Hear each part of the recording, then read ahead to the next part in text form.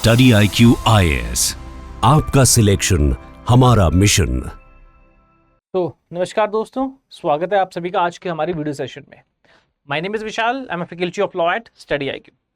Students, आज की video के अंदर we gonna discuss an important judgment that is given by the high court of Madhya Pradesh. Students, this judgment is related to offence of rape against a minor. Generally हम सभी जानते हैं हमारे देश के अंदर रेप जैसे अपराध को क्रिमिनलाइज करने के लिए बहुत सारे सेक्शंस BNS के अंदर ऑलरेडी मौजूद है। इसके साथ साथ हमारे देश के अंदर एक लॉ है जिसको बोला जाता है prevention of children from sexual offences act, ये शॉर्ट में पॉक्सो। अब ये लॉ पॉक्सो स्पेसिफिकली बनाया गया था for those offences for sexual offences that are specially committed against people who are less than 18 years of age. अगर 18 साल से कम आयु के व्यक्ति के साथ किसी प्रकार का सेक्सुअल असॉल्ट किया जाता है तो असॉल्ट करने वाले व्यक्ति को, अपराधी को पॉक्सो के रेलेवेंट सेक्शंस के अंदर सजा दी जाती है। मध्य प्रदेश हाई कोर्ट के सामने एक ऐसा ही केस आया जिसके अंदर केवल 4 साल की एक बच्ची के साथ एक व्यक्ति द्वारा पेनिट्रेटिव सेक्सुअल असॉल्ट किया गया। इस केस के अंदर वो बच्ची अपने रिलेटिव्स के घर पर आई थी और रात को एक व्यक्ति द्वारा उसकी किडनैपिंग की गई। उसके पश्चात किडनैपिंग के बाद उस बच्ची के साथ पेनिट्रेटिव सेक्सुअल असॉल्ट किया गया। जब घर वालों ने देखा कि रात को बच्ची अपने कमरे में नहीं है तो घर वालों ने जब डर कर और चिंता के साथ उस बच्ची को ढूंढना शुरू किया तो अगले दिन सुबह घर वालों ने पाया कि उनके घर के अंदर उस रात को एक और व्यक्ति था। उनके घर के अंदर रात को लोकल ढाबे पे काम करने वाला एक व्यक्ति था जो उस घर के अंदर आकर सो रहा था और उसी व्यक्ति ने ही उस बच्ची का किडनैप किया था और किडनैप करने के बाद ही टुक हर इनटू द फील्ड्स जहां पर उस बच्ची के साथ सेक्सुअल असॉल्ट किया गया। जब घर वालों ने उस व्यक्ति को ढूंढना शुरू किया, पुलिस के समक्ष FIR लिखवाई गई और उसके पश्चात उस व्यक्ति को पुलिस द्वारा अरेस्ट किया गया। जब पुलिस ने उस व्यक्ति से पूछताछ की तो उसने बताया कि उसने किस प्रकार से उस बच्ची को किडनैप किया और उस बच्ची के साथ एक सुनसान जगह में सेक्सुअल असॉल्ट किया। वो उस बच्ची को मरने की अवस्था में वहीं छोड़ आया था, लेकिन fortunately the child was still alive. अब इस केस के अंदर ट्रायल कोर्ट द्वारा BNS और पॉक्सो के कुछ सेक्शंस के तहत उस अपराधी को डेथ पेनल्टी सुनाई गई।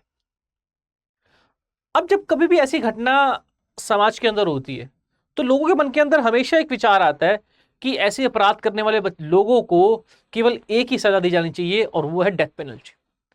कई बार समाज के अंदर एक मूवमेंट चली है, लोगों ने इस कड़े रवैये को अपनाया है कि रेप के केस के अंदर एक ही डिसीजन, एक ही पनिशमेंट होनी चाहिए, एक ही सजा होनी चाहिए और वो है डेथ पेनल्टी। भारत के अंदर BNS और पॉक्सो के कई सेक्शंस के अंदर डेथ पेनल्टी का प्रावधान भी है, लेकिन प्रश्न ये आता है कि क्या हर रेप के केस के अंदर डेथ पेनल्टी अवॉर्ड की जा सकती है? चाहे BNS और पॉक्सो के रेलेवेंट सेक्शंस के अंदर डेथ पेनल्टी का प्रोविजन है, लेकिन क्या हर केस के अंदर, ये specially in case of sexual assault with minor, death penalty award की जा सकती है? क्योंकि इस केस के अंदर ट्रायल कोर्ट द्वारा अपराधी को डेथ पेनल्टी अवॉर्ड की गई थी। उसके पश्चात उस डेथ पेनल्टी को कंफर्मेशन के लिए जब high court, Madhya Pradesh high court भेजा गया तो मध्य प्रदेश हाई कोर्ट ने कुछ ऑब्जर्वेशंस दिए। मध्य प्रदेश हाई कोर्ट ने कुछ ऑब्जर्वेशंस दिए और सजा को चेंज कर दिया, सजा को कम्यूट कर दिया। अब इस केस के अंदर हम ये देखेंगे कि मध्य प्रदेश ने डेथ पेनल्टी को कम्यूट करने के पीछे क्या पॉइंट ऑफ लॉ या क्या प्रिंसिपल्स ऑफ लॉ यूज किए और क्या मध्य प्रदेश द्वारा डेथ पेनल्टी को कम्यूट करके लाइफ इम्प्रिजनमेंट तक रिड्यूस करना, क्या ये लीगली वायबल है, क्या ये लीगली ठीक है और इसका समाज पर किस प्रकार से प्रभाव पड़ सकता है। तो आइए शुरू करते हैं आज की वीडियो को। लीजिए, इस केस का नाम है राजकुमार वर्सेस स्टेट ऑफ मध्य प्रदेश 2025। अब इस केस के अंदर सिर्फ एक ही प्रश्न था मध्य प्रदेश हाई कोर्ट के सामने कि क्या does the barbaric act of aggravated penetrative sexual assault with a 4-year girl deserves leniency? या अगर मैं आपको सरल भाषा में समझाऊं तो क्या एक 4 साल की बच्ची के साथ किया गया सेक्सुअल असॉल्ट जैसा जघन्य अपराध, क्या उस अपराध के लिए केवल डेथ पेनल्टी ही अवॉर्ड की जानी चाहिए या फिर उस डेथ पेनल्टी को कम करके लाइफ इम्प्रिजनमेंट में भी कम्यूट किया जा सकता है? देखिए इस केस के facts. 4-year-old girl was staying at a relative's house in Khanwa district, Madhya Pradesh. While the child was sleeping inside the hut with another family members, she disappeared. The family conducted an extensive search in nearby areas and informed relatives, but the child could not be located. A 20-year-old man named Rajkumar had visited the complainant's hut that evening requesting a cot to sleep on.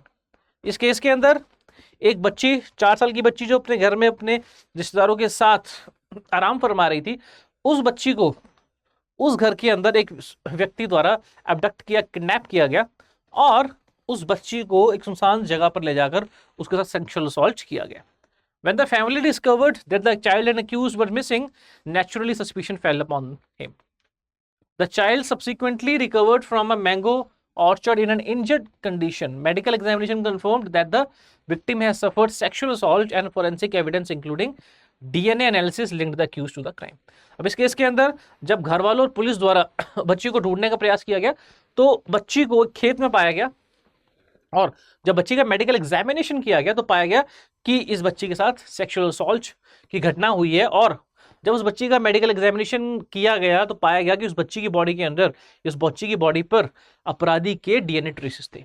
तो यहां से साबित हो जाता है कि the culprit has committed an act of sexual assault on the child. अब इस केस के अंदर trial court convicted Rajkumar under various sections of BNS and POCSO and awarded him death penalty. अब आपको मैं बताना चाहता हूं कि भारत के अंदर POCSO, prevention of children from sexual offences act के अंदर किस प्रकार से ऐसी घटनाओं को पनिश करने के लिए प्रावधान बनाए गए। देखिए section 3 of POCSO provides for the offence of penetrative sexual assault. देखिए पॉक्सो के अंदर कहीं भी शब्द रेप यूज नहीं किया गया। पॉक्सो के अंदर जो शब्द यूज किया गया that is sexual assault, penetrative sexual assault and aggravated penetrative sexual assault. हो सकता है लेजिस्लेचर की इंटेंशन ये हो कि चूंकि पॉक्सो एक्ट केवल बच्चों से ही संबंधित है, 18 साल से कम व्यक्ति की आयु के व्यक्ति के साथ से ही संबंधित है, इसीलिए रेप की टर्मिनोलॉजी यूज करना ठीक नहीं रहेगा। इसलिए इस एक्ट के अंदर जिस कार्य को रेप डेजिग्नेट किया गया है बीएनएस के अंदर, उसी सेम कार्य को पेनिट्रेटिव सेक्सुअल असॉल्ट डेजिग्नेट किया गया है इन पॉक्सो। तो पॉक्सो के अंदर penetrative sexual assault is quite similar or we can say it is quite similar to the offense of rape under BNS। दोनों फर्क इतना ही है कि रेप एक ऐसे व्यक्ति के संग किया जा रहा है जिसकी आयु 18 साल से ऊपर है और पेनिट्रेटिव सेक्सुअल असॉल्ट ऐसे व्यक्ति के संग किया जा रहा है जिसकी आयु 18 साल से नीचे है। इसके साथ साथ section 5 defines aggravated penetrative sexual assault. अब एग्रावेटेड पेनिट्रेटिव सेक्सुअल असॉल्ट क्या चीज होती है? देखिए penetrative sexual assault means an act in which the accused penetrates his private organs or any part of his body in the private organs of the victim।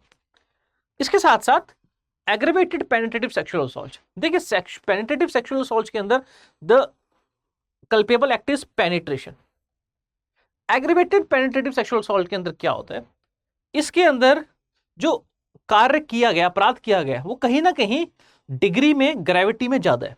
For example, a penetrative sexual assault committed by a family member, कि घर के व्यक्ति सदस्य द्वारा ही किसी घर के बच्चे के साथ पेनिट्रेटिव सेक्सुअल असॉल्ट किया गया, या फिर पेनिट्रेटिव सेक्सुअल असॉल्ट किया गया ऐसे व्यक्ति के साथ, ऐसे व्यक्ति द्वारा जो पब्लिक सर्वेंट है या जो पुलिस ऑफिसर है या जो हॉस्पिटल के अंदर हॉस्पिटल स्टाफ या डॉक्टर्स के पैनल का हिस्सा है, या फिर पेनिट्रेटिव सेक्सुअल असॉल्ट जो किया गया है किसी बच्चे के साथ जिसकी आयु 12 साल से कम है, पेनिट्रेटिव सेक्सुअल असॉल्ट जिसके कारण एक बच्चे की डेथ हो जाती है, पेनिट्रेटिव सेक्सुअल असॉल्ट जिसके कारण एक बच्चे की बॉडी पर सीरियस इंजरीज होती हैं, ऐसा पेनिट्रेटिव सेक्सुअल असॉल्ट जो किया गया है किसी दंगे के अंदर। अब ये पेनिट्रेटिव सेक्सुअल असॉल्ट जिन सर्कमस्टांसिस में किया गया है, जिन व्यक्ति द्वारा किया गया है, ये सर्कमस्टांसिस या अपराधी पेनिट्रेटिव सेक्सुअल असॉल्ट को aggravated form of penetrative sexual assault बनाते हैं। मतलब एग्रावेटेड मीन्स ये ज्यादा गंभीर अपराध है, इसीलिए इसकी सजा भी ज्यादा है। एग्रेवेटेड पेनिट्रेटिव सेक्सुअल असॉल्ट की जो सजा है वो it is either life imprisonment और डेथ सेंटेंस। तो सेक्शन 5 एंड सेक्शन 6 के अंदर ही इस केस के अंदर ट्रायल कोर्ट द्वारा एक्यूज राजकुमार को दोषी पाकर उसे डेथ पेनल्टी सुनाई गई थी। लेकिन मैं आपको बता दूं कि relevant section of CrPC section 366 इसके तहत अगर ट्रायल कोर्ट द्वारा किसी व्यक्ति को डेथ पेनल्टी सुनाई जाती है तो डेथ पेनल्टी बिना हाईकोर्ट की कंफर्मेशन के एग्जीक्यूट नहीं की जा सकती। हाईकोर्ट की कंफर्मेशन आवश्यक होती है for execution of death penalty. एक जज डेथ वारंट तभी इशू कर सकता है जब उसके द्वारा दी गई डेथ पेनल्टी को हाईकोर्ट से कंफर्मेशन मिल गई हो। इसका मतलब यह आवश्यक है कि ट्रायल कोर्ट का फैसले को कंफर्मेशन के लिए हाईकोर्ट भेजा जाता है। इस केस के अंदर जब इस फैसले को हाईकोर्ट भेजा गया तो हाईकोर्ट ने इस केस को दोबारा से कंसीडर करते हुए कुछ ऑब्जर्वेशंस दिए। हाईकोर्ट ने कहा इस केस के अंदर अपराधी द्वारा बहुत ही सीरियस, बहुत ही ग्रीवियस और जघन्य अपराध किया गया, लेकिन यह अपराध इस कैटेगरी का नहीं है कि अपराधी को डेथ पेनल्टी दी जाए। हमारे देश के अंदर और specially in the civilised countries, specially from 1950 onwards, there is a debate. एक डिबेट हमेशा रही है कि क्या सिविलाइज्ड राष्ट्रों को डेथ पेनल्टी अबॉलिश कर देनी चाहिए, क्योंकि राइट टू लाइफ, हर व्यक्ति के पास राइट टू लाइफ है, हर व्यक्ति के पास प्राण का अधिकार है। तो अगर किसी व्यक्ति द्वारा अपराध भी किया जाता है तो लाइफ इंप्रिजनमेंट जैसी सजा उस व्यक्ति को दी जा सकती है, लेकिन सिविलाइज्ड नेशंस के अंदर डेथ पेनल्टी को पूरी तरह से समाप्त कर देना चाहिए। यहां तक कि international covenant on civil and political rights का सेकंड ऑप्शनल प्रोटोकॉल जो अडॉप्ट किया गया था 1980s के अंदर, वो ऑप्शनल प्रोटोकॉल कहता है कि जो कंट्रीज इस प्रोटोकॉल का हिस्सा है, सिग्नेटरीज है, वो अपनी कंट्री के अंदर किसी भी व्यक्ति को एग्जीक्यूट नहीं करेंगी, उसको डेथ पेनल्टी नहीं देंगी। लेकिन भारत के अंदर भी ये प्रश्न कई बार सुप्रीम कोर्ट के समक्ष उठा है कि क्या डेथ पेनल्टी को अबॉलिश कर देना चाहिए, because death penalty is directly going against article 21 of right to life and liberty. Supreme court ने कई महत्वपूर्ण केसेस के अंदर इस बात के ऊपर चर्चा की है कि डेथ पेनल्टी को अबॉलिश किया जाना जरूरी है या फिर किन सर्कमस्टांसेस के अंदर डेथ पेनल्टी दी जा सकती है। दो बहुत ही महत्वपूर्ण केस है, Bachan Singh versus state of Punjab and Machhi Singh versus state of Punjab. Bachan Singh versus state of Punjab के अंदर द सुप्रीम कोर्ट सेड कि आईपीसी, उसको उस वक्त आईपीसी ही फोर्स में था, कि आईपीसी की विभिन्न धाराओं के अंदर डेथ पेनल्टी का प्रावधान है, लेकिन उन्हीं प्रावधानों के अंदर, उन्हीं धाराओं के अंदर लाइफ इंप्रिजनमेंट का भी प्रावधान है। मतलब जज के पास यह डिस्क्रिशन होती है कि वो एक अपराध के लिए लाइफ इंप्रिजनमेंट भी दे सकता है या डेथ पेनल्टी भी दे सकता है। जैसे हमने सेक्शन 6 देखा था पॉक्सो का, इसके अंदर अगर आपने गौर किया होगा तो सेक्शन 6 के अंदर दोनों ही सजाएं थी। For penetrative sexual aggravated penetrative sexual assault the punishment can either be life imprisonment और death penalty. So the Supreme Court said in Bachan Singh case कि डेथ पेनल्टी देते वक्त अ जज has to be extra cautious. जज को death penalty देते वक्त he has to consider both aggravating and mitigating circumstances। मतलब उसको देखना होगा कि ऐसे कौन कौन से फैक्टर्स हैं जो अक्यूज्ड के गिल्ट को बढ़ा रहे हैं और ऐसे कौन कौन से फैक्टर्स हैं जो अक्यूज्ड के गिल्ट को कम कर रहे हैं। अब फॉर एग्जांपल एक व्यक्ति द्वारा अपराध किया गया, जघन्य अपराध किया गया, अब कोर्ट के समक्ष ये प्रश्न है कि उसको डेथ पेनल्टी दी जाए या नहीं दी जाए। तो in this case supreme Court said कि कोर्ट को दोनों फैक्टर्स कंसीडर करने होंगे। देखना होगा कि ऐसे कौन से फैक्टर्स हैं जो उसकी गिल्ट को कम कर रहे हैं। हो सकता है कि वो आयु में छोटा हो, अक्यूज्ड द कॉन्विक्ट, हो सकता है कि वो उसका ट्रैक रिकॉर्ड अभी तक का क्लीन हो सकता है कि उसके द्वारा जो एक्ट किया गया है वो इन अ फिट ऑफ रेज किया गया, गुस्से में किया गया, क्योंकि उससे पहले उसका कोई भी क्रिमिनल एक्ट नहीं था। कोर्ट को यह भी देखना होता है कि क्या यह पॉसिबिलिटी, संभावना है कि ये व्यक्ति सजा काटने के पश्चात दोबारा से सोसाइटी में इंटीग्रेट हो जाएगा, उस व्यक्ति की एजुकेशनल लेवल के। तो कोर्ट को अगर लगता है कि नहीं, इस व्यक्ति को एक और मौका दिया जाना चाहिए और डेथ पेनल्टी की जगह इस व्यक्ति को लाइफ सेंटेंस दे देनी चाहिए, क्योंकि ये व्यक्ति जो है चाहे इससे अपराध हुआ लेकिन फिर भी there is a possibility he can be integrated into the society. तो उस केस के अंदर बच्चन सिंह के अंदर कोर्ट सेड कि the court shall not give death penalty. और दूसरी तरफ कोर्ट को एग्रावेटिंग सर्कमस्टांसेस भी देखने होते हैं। एग्रावेटिंग सर्कमस्टांसेस का मतलब है ऐसे फैक्टर्स जो किसी व्यक्ति के गिल्ट को बढ़ा रहे हैं। फॉर एग्जांपल अपराधी द्वारा जो कार्य किया गया वो बहुत ही ब्रूटल तरीके से किया गया, बहुत ही निर्दयी तरीके से किया गया। अपराधी द्वारा किसी बच्चे का मर्डर किया गया, बुजुर्ग व्यक्ति का मर्डर किया गया, अपराधी द्वारा केवल पैसे के लिए ही मर्डर किया गया। ये सारी घटनाएं अपराधी की गिल्ट को बढ़ाती हैं। तो in Bachan Singh the court said कि, तो सुप्रीम कोर्ट सेड कि the trial court has to keep into consideration both of this factors, aggravating भी और मिटिगेटिंग भी, और इन दोनों को कंसीडर करने के बाद ही court shall come to a conclusion कि whether a person shall be awarded with death penalty और नॉट। इसके साथ साथ we have a judgement of Machhi Singh versus state of Punjab.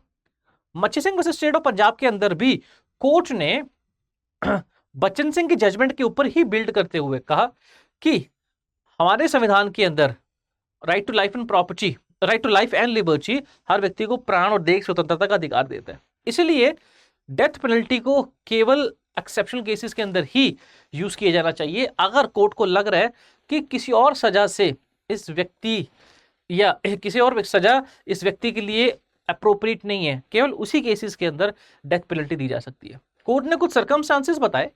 Court ने कहा कि अगर अपराधी द्वारा किया गया कार्य इतना ब्रूटल, इतना जघन्य, फॉर एग्जांपल उसने मास मर्डर्स किए हैं, सेकेंडली उसने ऐसे लोगों का मर्डर किया है हु वर हेल्पलेस, जैसे बुजुर्गों का या बच्चों का, उसने वीकर सेक्शन ऑफ कम्युनिटी का मर्डर किया, इस व्यक्ति ने मर्डर किया है सिर्फ पैसे के लिए।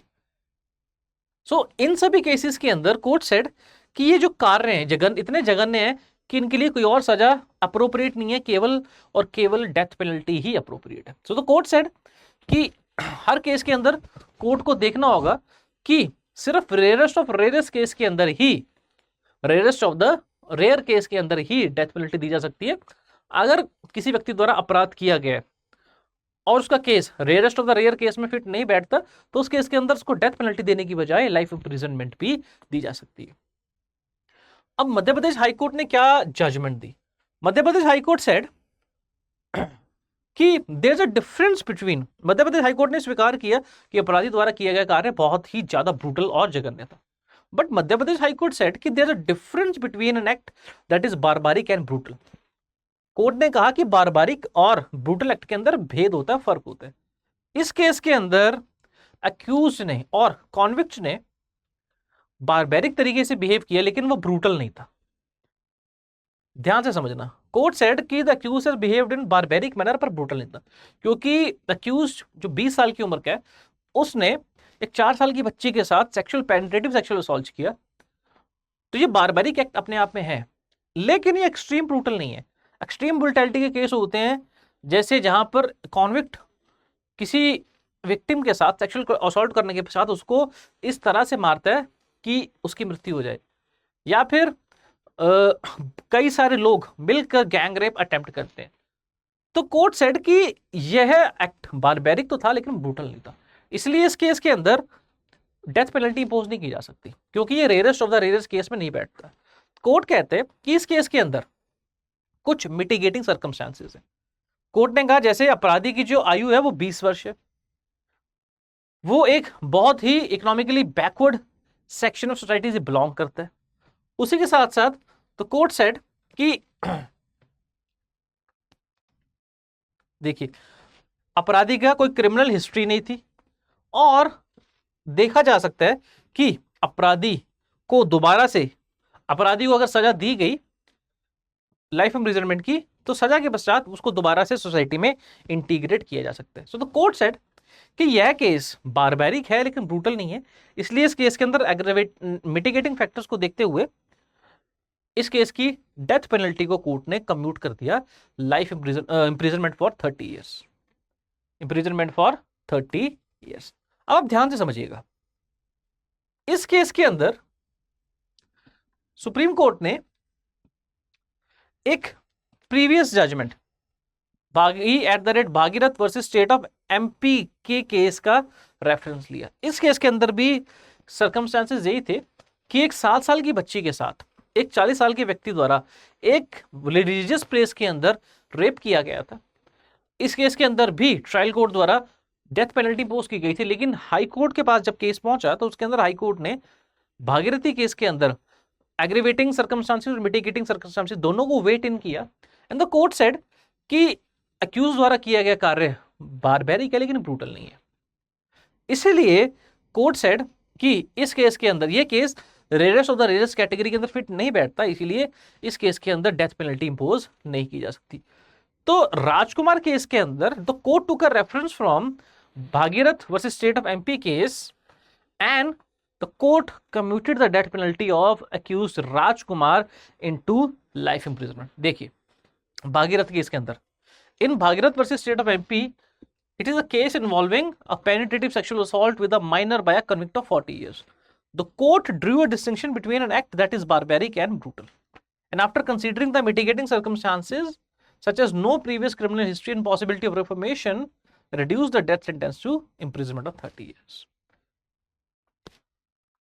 कोर्ट ने कहा कि as right to life is an important fundamental right, इसीलिए हर केस के अंदर जहां पर कोर्ट के पास ऑप्शन है डेथ पेनल्टी देने का, डेथ पेनल्टी नहीं दी जा सकती। मल्टीपल फैक्टर्स को कंसीडर किया जाएगा और उसके पश्चात देखा जाएगा कि क्या डेथ पेनल्टी इस केस के अंदर दी जानी आवश्यक है या नहीं है।